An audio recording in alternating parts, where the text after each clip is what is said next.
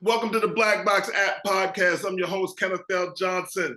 Today is a special day. I want you to know it's a special day. I got my man on with me, Zachary Nunn, founder, creative, executive, living corporate, coming through on a lot of different levels. What's good, my man? Yeah, what's going on, man? How you doing? It's a good look right now, man. We live on Airy TV. We live on Frontliners TV. They tell me, the people from the Burst.com network tell me that we're available in 50 million households. I just want them to know who Zach Nunn is and what this is all about. Oh my gosh, man. Well, you said it yourself, you know what I'm saying? I'm a lot of different things to a lot of different people. But right now I'm excited. You know what I'm saying? Like, I appreciate your platform. You know, I think about my work in and outside of my 9-to-5 job, in and outside of living corporate, my digital media network that I started and founded back in 2018 that continues to grow. I'm all about centering and amplifying historically, systemically marginalized voices and people. Like, I'm trying to create spaces that center and tell our stories in authentic ways that decenter whiteness and really prioritize Black and brown voices and perspectives. You know what I'm saying? So, like, if there's a space that's really about uplifting our people and bringing us together to drive communal change, that's really about dismantling like historically oppressive systems to create workplace equity, then that's where I'm trying to be at. Man, I love it. Well, you're here. This is the Black Box App Podcast. We're a career consciousness portal for Black men. So we're trying to do similar work, but the synergies exist, and there's a lot of work to be done. There's a ton of work to be done. So let our audience know, Yes, sir. You guys come across in a lot of different ways. I had an opportunity to check out the website, beautiful. I checked out the job board, crazy. I tune in on some of the podcasts. I've had people from Living Corporate support some of the things we do on other platforms, including yourself, checking in at the Digital Career Success Series. Tristan checking in at the Digital Career Success Series. So I'm a fan, man. Not only am I a fan, I'm a supporter. I love what Living Corporate's doing, man. So look, tell the audience a little bit about kind of how this idea came about, and then, you know, what the last 4 years has been like for you.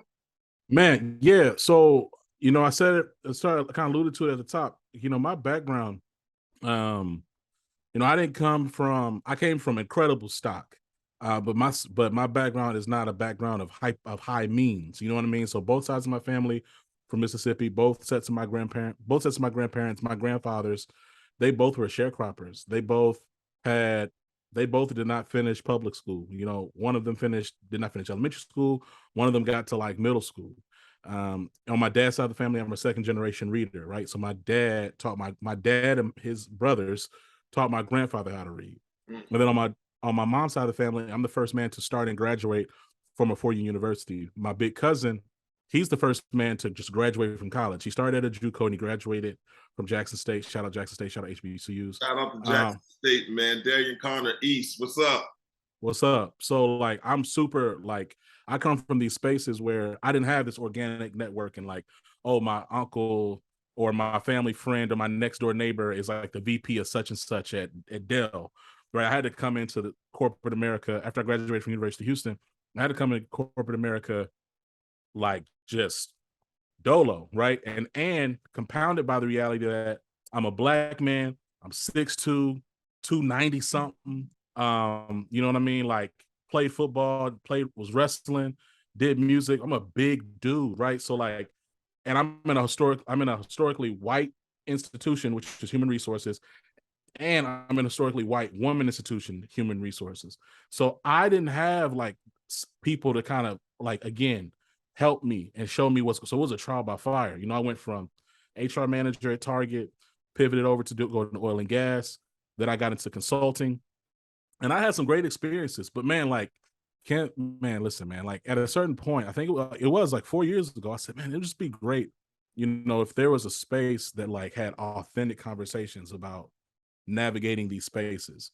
And like, so often I would go to like my company's diversity and inclusion events, and I'm gonna be honest, if that stuff is like really about de-niggifying niggas, that's they really trying to like they trying to really assimilate you. They kind of want you to take some of that Black off so you can be more tolerable and digestible to white people at work. That was my experience, right? So, you know, what I was looking for though, I was looking for a space to be affirmed. I was looking for a space to be heard. I was looking for a space to be sponsored. And I was looking for resources to just let me know that like I wasn't alone, right? But like I know everybody can relate to some degree of loneliness in corporate America. So anyway, all that being said, living corporate came to be, man. It was just like, yo, what does it look like to democratize information?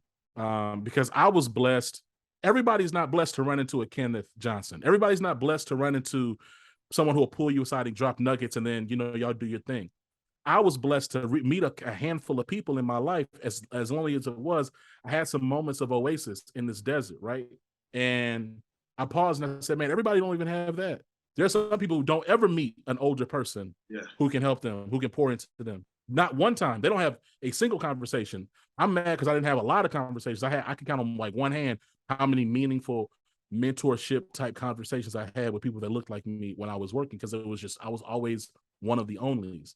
So, man, living corporate, we just have really frank conversations. Like, you've been on the platform, so you know. We've had a bunch of different guests. I'm not about to name drop everybody right now, but we've had some incredible guests, and we're just really trying to speak honestly and transparently, because we're not owned by anybody. Yes. Right? We're not owned by your company's HR department. You know what I mean? Like, people email, they have complaints about the stuff that we say on Living Corporate, and I say, okay, well, you're talking to the owner, and I ain't about to change, so you can't really do nothing.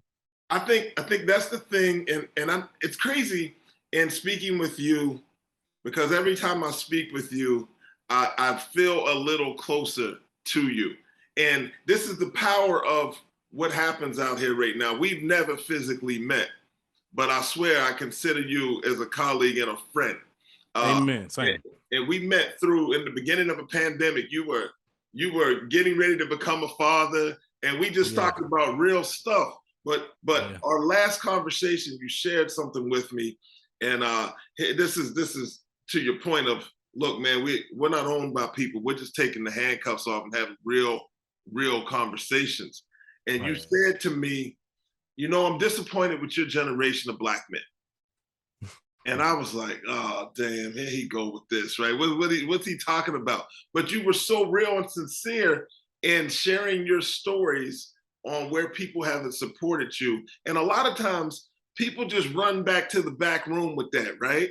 And they don't just let it out. So I appreciated you sharing that with me, and then saying, you haven't been one of them, but what's been your experience? And I shared with you that I haven't had a lot of people that really take me under. There's a gentleman, listen, talk about coming from stock. My father, great man, unbelievable parent, right? My mother, him and my mother, you know, I'm from a 2-parent family. Like, that's my experience, right?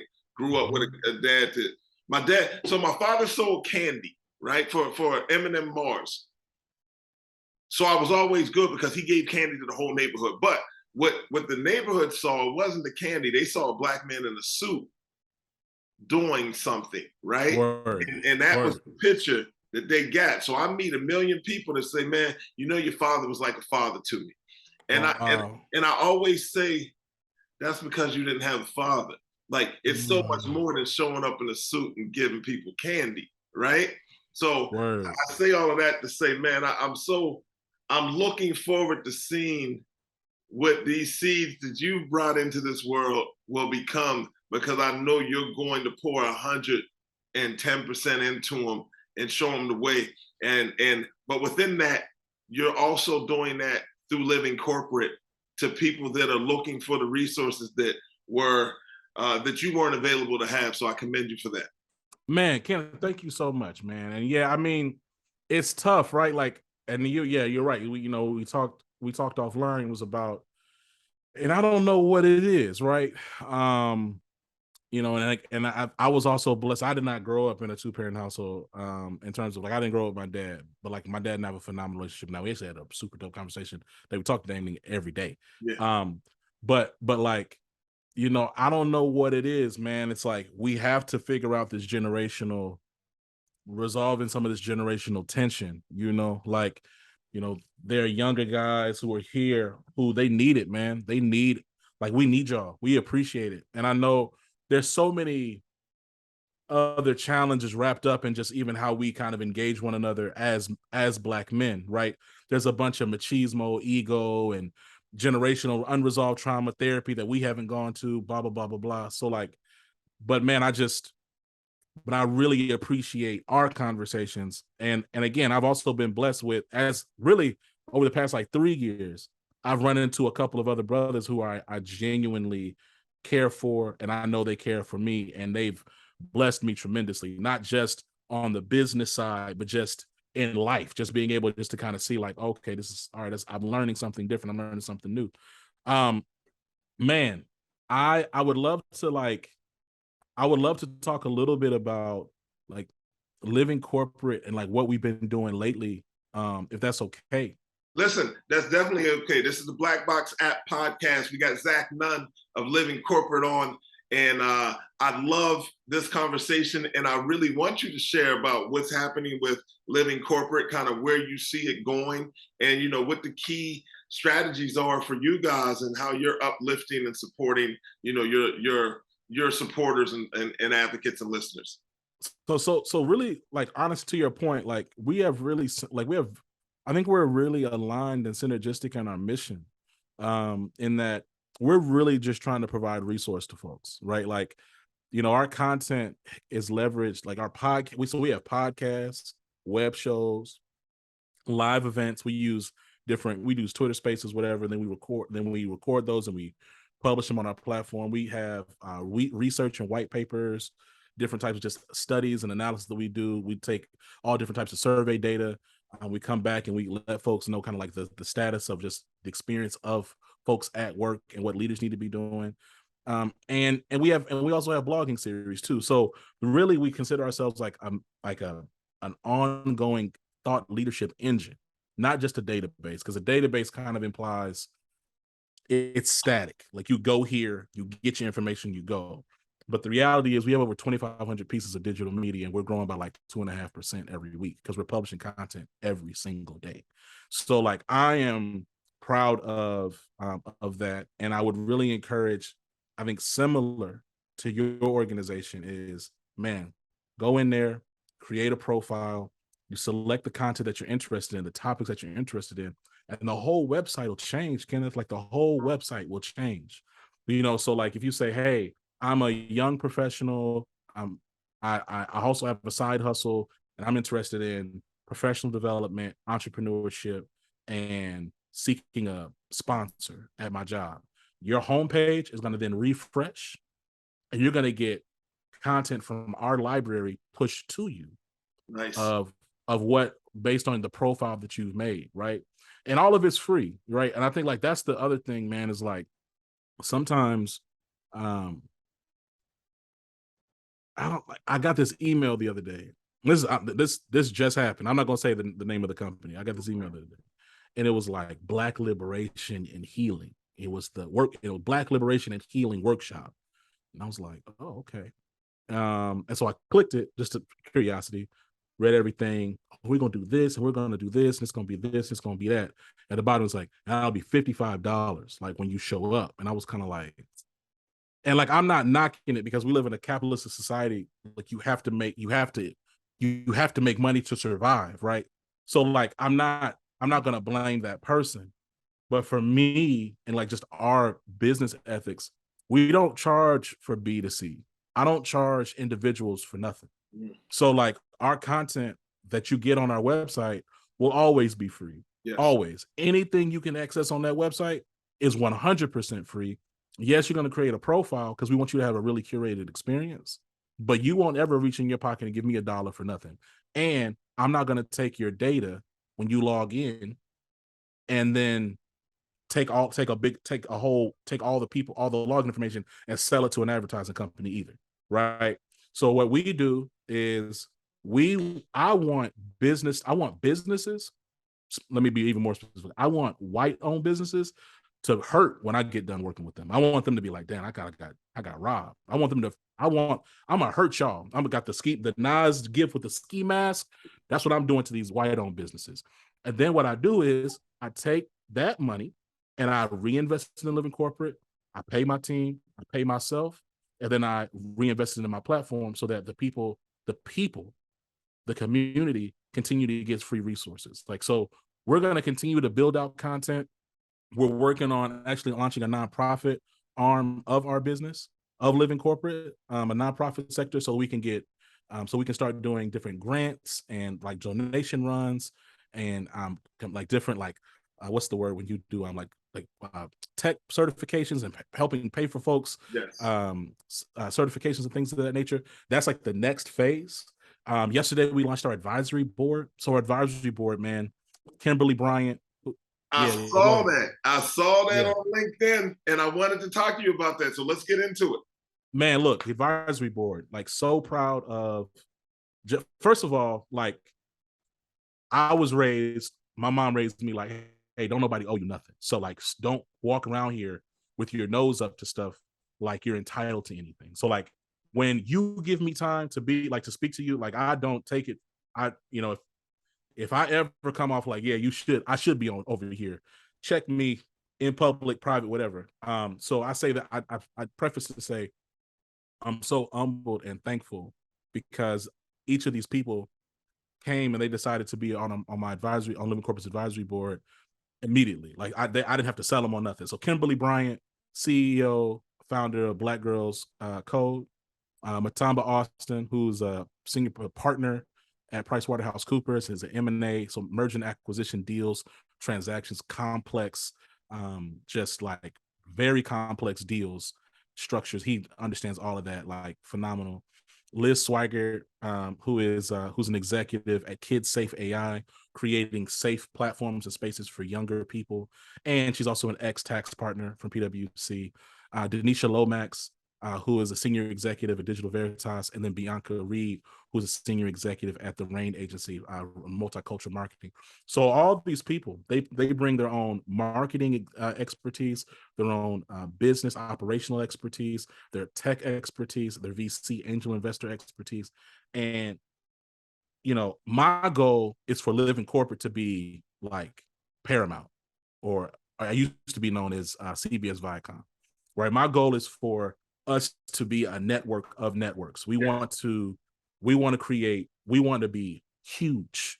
And so like the first step for me in that regard, we've shown that we've been consistent over the past few years. We've built a whole library of content. We're going to continue to do that. So that part is settled. Like there should be no debate or question about what we do. It's clear.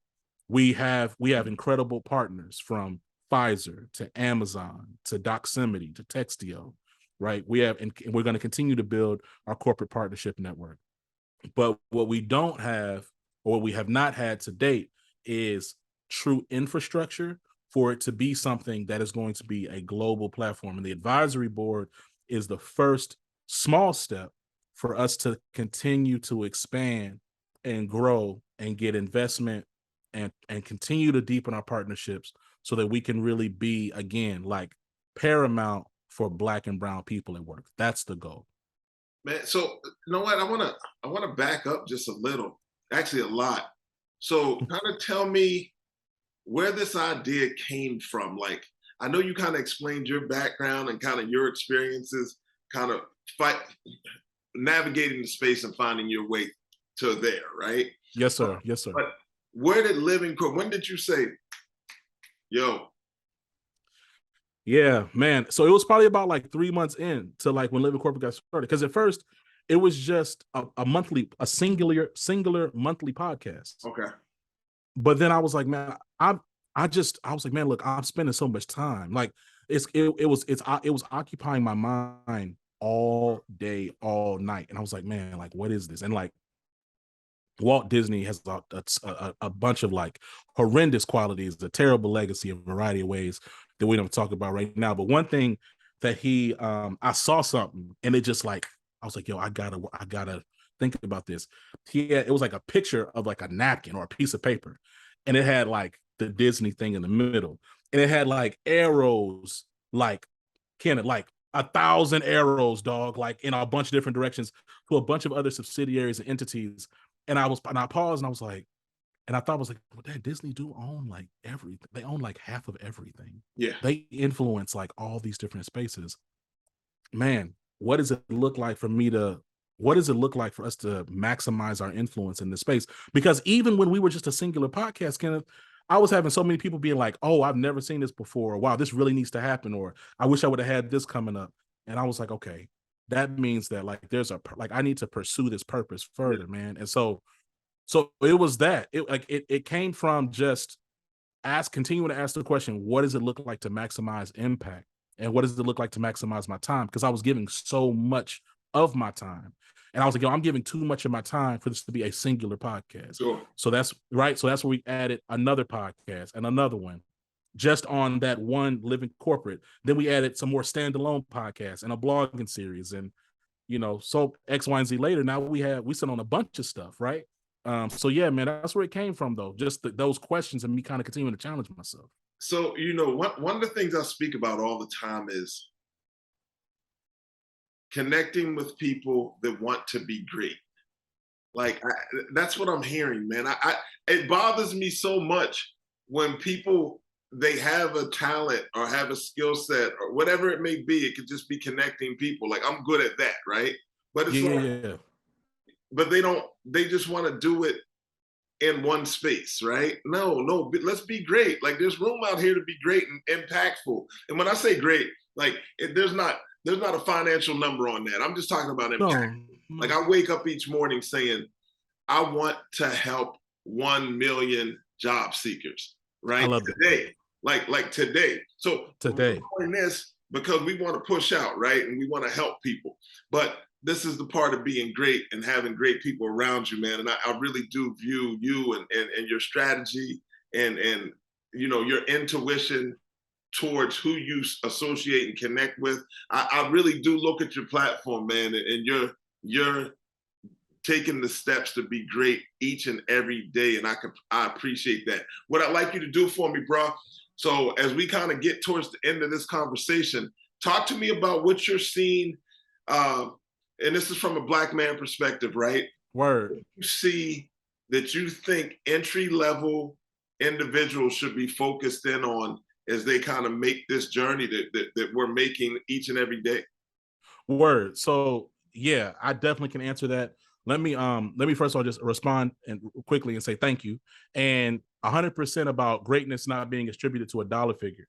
I fully believe, man, that like if you focus on your purpose and you center purpose and impact in whatever you do, then God will take care of the rest of that stuff. Indeed. Right? Living corporate didn't come out. I didn't come out saying, I didn't say I want to be a billionaire.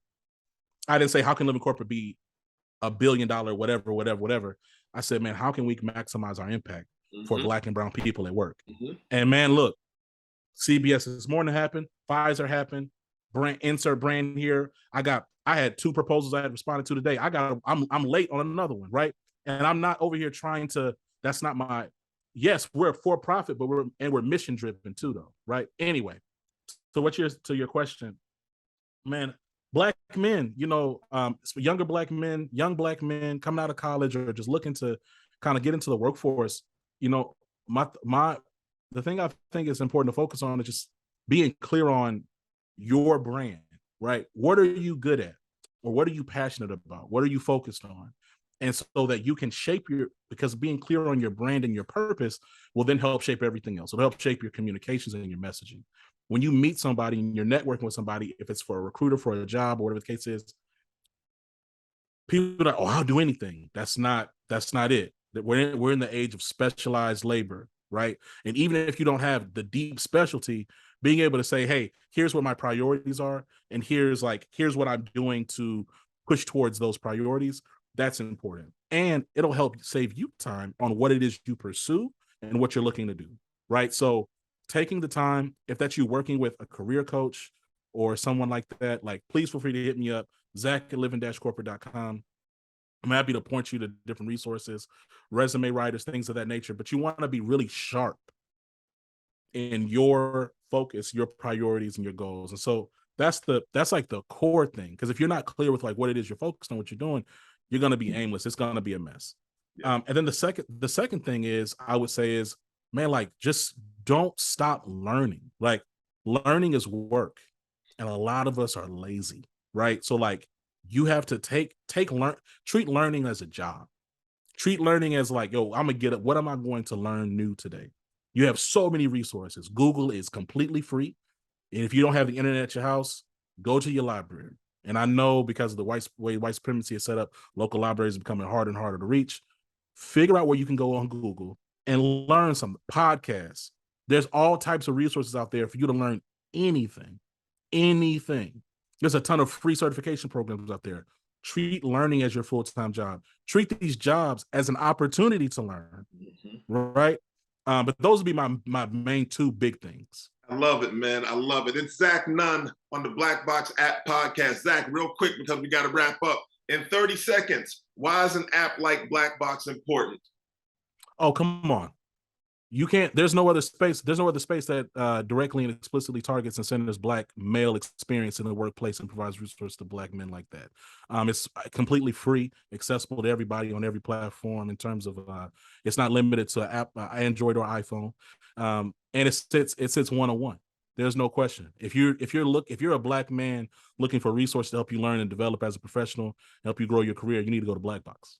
I love it, man. I feel the same about living corporate. You need to be there. Listen, it's Zach Nunn. Zach, let them know again how they can stay connected to you, living corporate, and the work that you're doing, my friend. Listen, I'm gonna help you out real quick. Just Google living corporate. I ain't gonna give you no domains. I'm not gonna give you ads. Google living corporate. Zach Nunn on the Black Box App podcast. Thank you so very much, my friend. Listen, you know, peace, we got some future conversations going. This is not the first time that you've seen us together. It will not be the last time that you've seen me and Zach Nunn together. I already know, God willing, the two of us are going to do some amazing things to help a lot of people, man. I really appreciate you and the work you're doing, brother, and that's your entire team, man. Hug the babies for me, and we'll talk another time, man. I appreciate you. God bless, man. Peace. Thank you.